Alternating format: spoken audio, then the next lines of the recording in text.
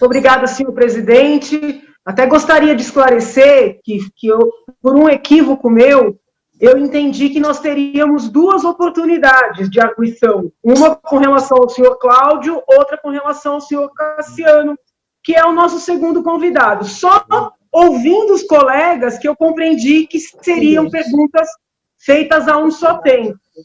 Então, eu peço para perguntar e que as respostas sejam dadas pelo senhor Cassiano. É possível, presidente? Claro, excelência. Sim, senhora.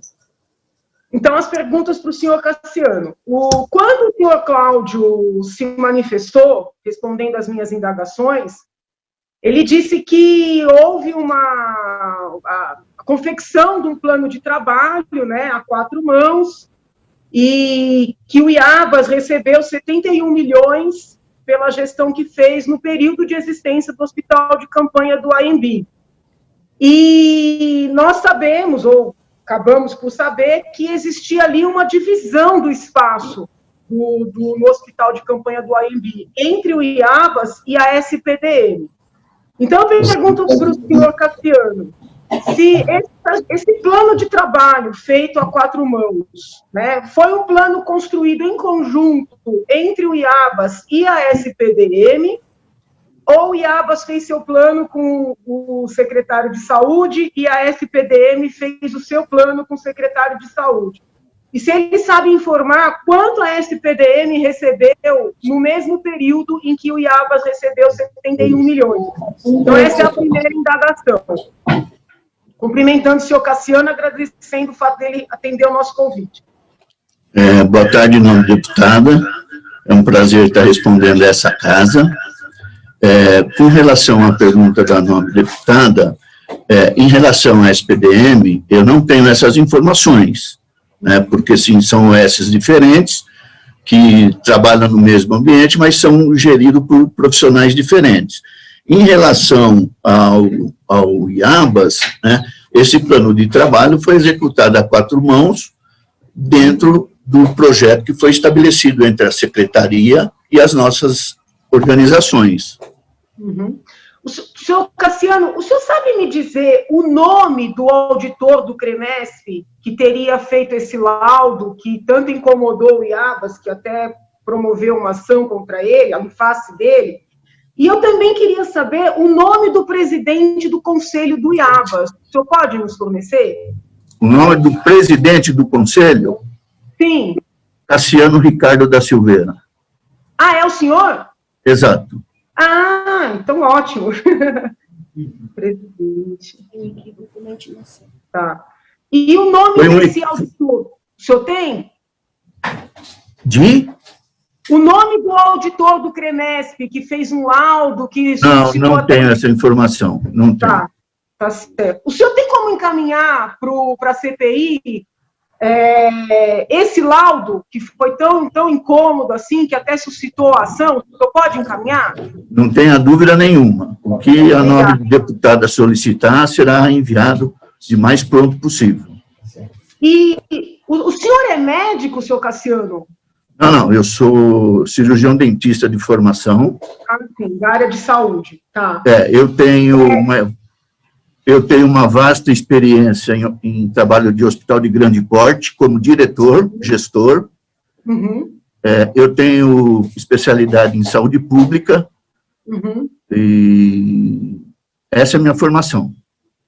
Doutor, o IABAS, ele vive... Porque, assim, desde que eu comecei, né, a trabalhar na Assembleia, eu percebi que existem vários modelos. Então, tem algumas OSs que prestam serviços para o poder público, mas também atendem convênios, atendem em particular, ou seja, existem diversas fontes de receita, né? No caso do IABAS, a receita é exclusivamente pública? Ou também o IABAS atende convênio, atende privado? Como é que é? Não, é exclusivamente pública.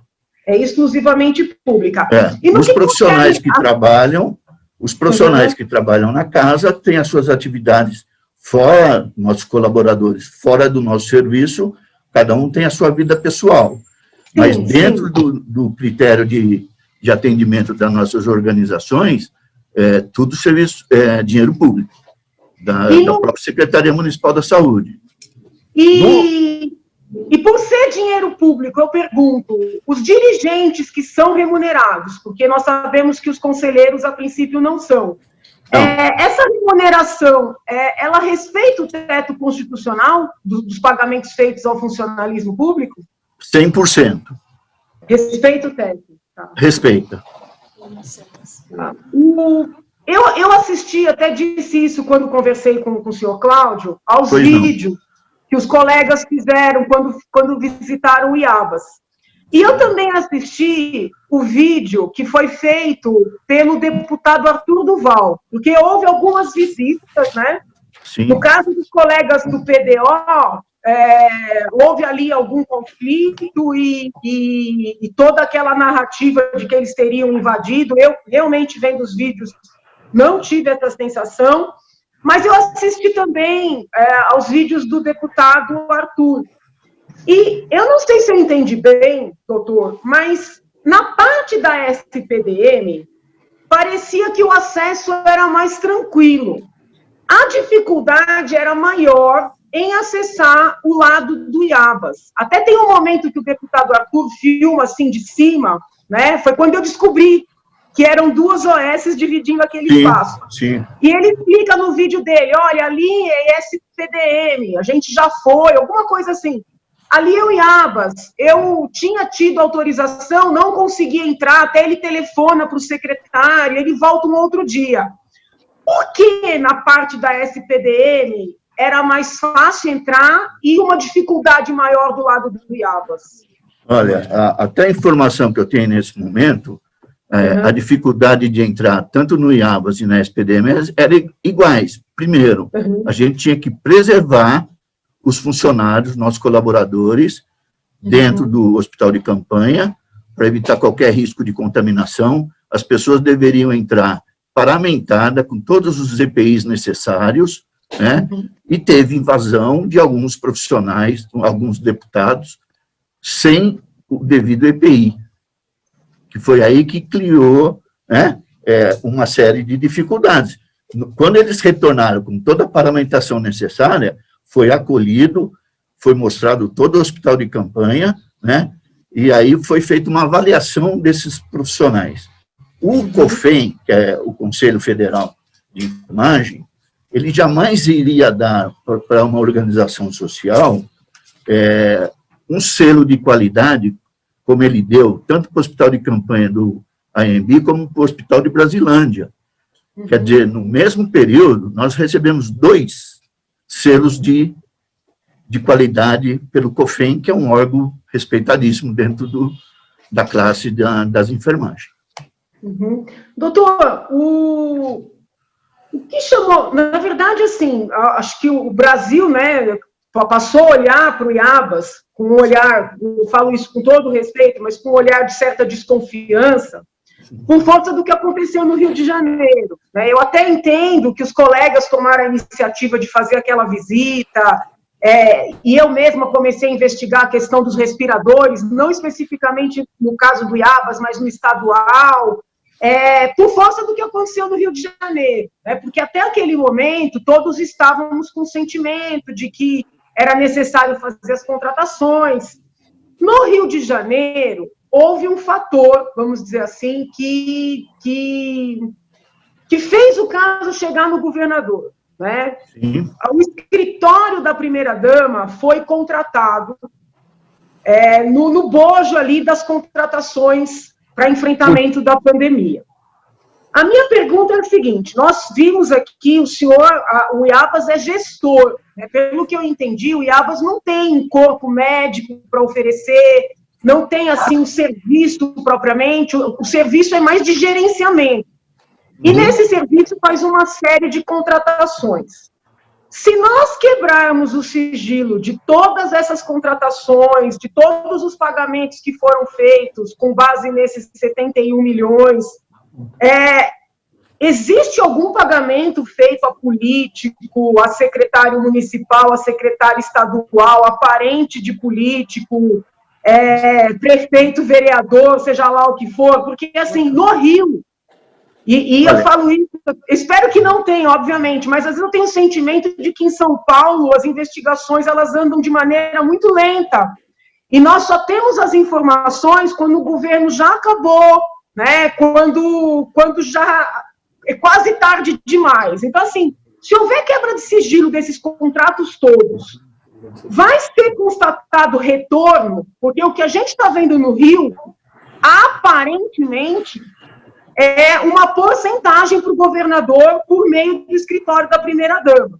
Né? Então, assim, eu pergunto ao senhor, o senhor até assinou um compromisso de dizer a verdade, alguma autoridade pediu participação, né, desses 71 milhões, seja indicando uma empresa para ser contratada de forma terceirizada, quarteirizada, né? Houve alguma solicitação de comissão ou qualquer outra terminologia que se possa aplicar a esse tipo de coisa? Nobre deputada, com relação às várias perguntas que a senhora me fez, eu sou claro em dizer, nós cumprimos 100% o que determina a lei. As contratações são CLT e, mais do que todos, o IABA está interessado em corroborar para elucidar todos os questionamentos feitos pelos nobres deputados para pôr um ponto final em relação a uma OS, que foi criada em 2008, né, com o intuito de ajudar a população lá na ponta. Uhum.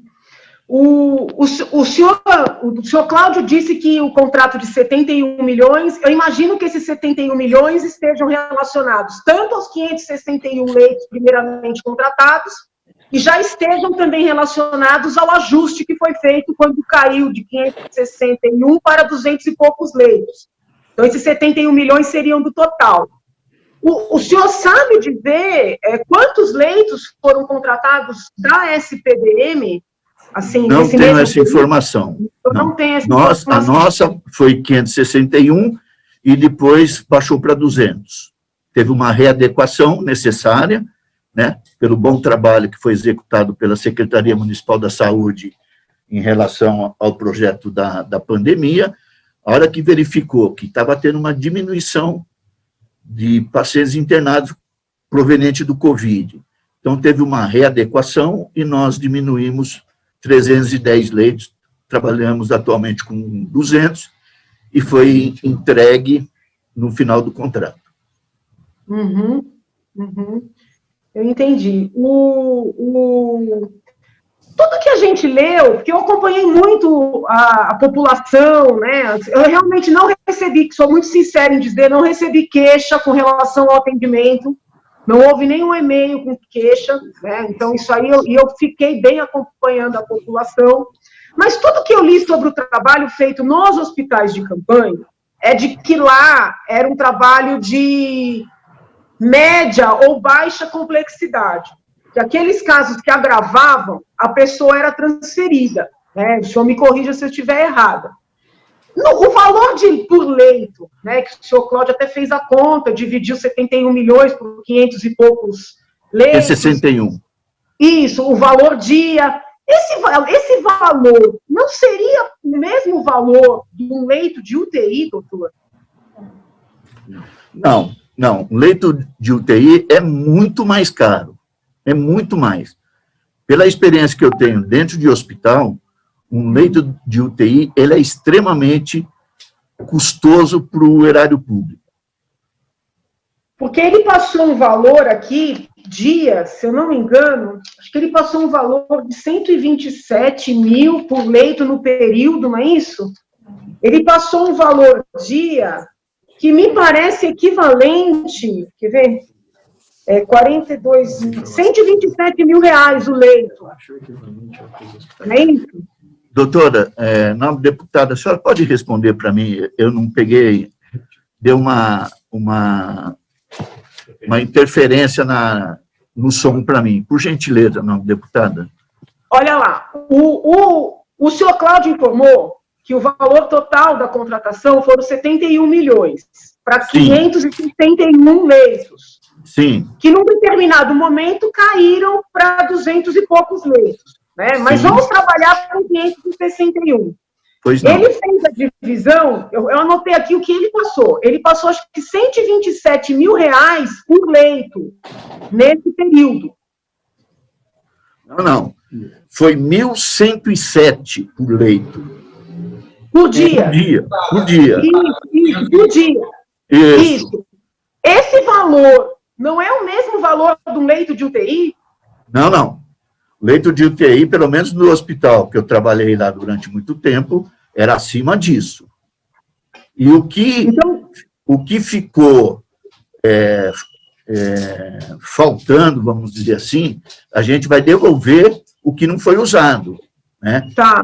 Primeiro contrato de 561 leitos, o segundo contrato de 200, obviamente teve uma readequação, essa readequação, que a gente vai terminar 100% de prestar conta, o que é de direito do erário público será devolvido. É o que manda a lei, é o que preconiza os contratos que foram regidos pela organização IABAS e a Secretaria Municipal da Saúde. Tá. Não, eu entendi. Então, eu vou aguardar essas informações, doutor, para entender qual foi efetivamente o valor total recebido pelo IABO. Porque eu estava trabalhando aqui com a ideia de que os 71 milhões seria o valor final. Então, a gente aguarda a documentação e, se eventualmente houver alguma dúvida, eu mando por ofício, por meio, obviamente, do presidente. Eu agradeço. Pela oportunidade. Estamos à disposição. Até para informar aí o senhor Cassiano, pois não, a sua presença, 1.100 mais ou menos por leito, né? Não é o leito de UTI, é o leito normal, né? Esse leito, todos os leitos tinham respiradores ou não?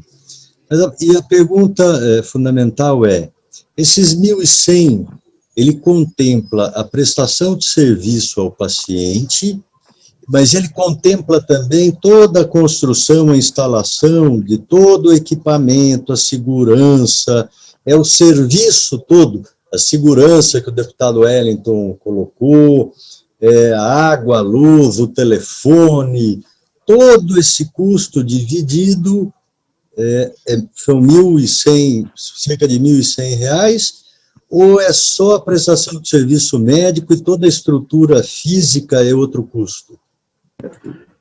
Nobre deputado, esse valor de 1.107, ele contempla tudo. Tudo. Entendi. Muito obrigado.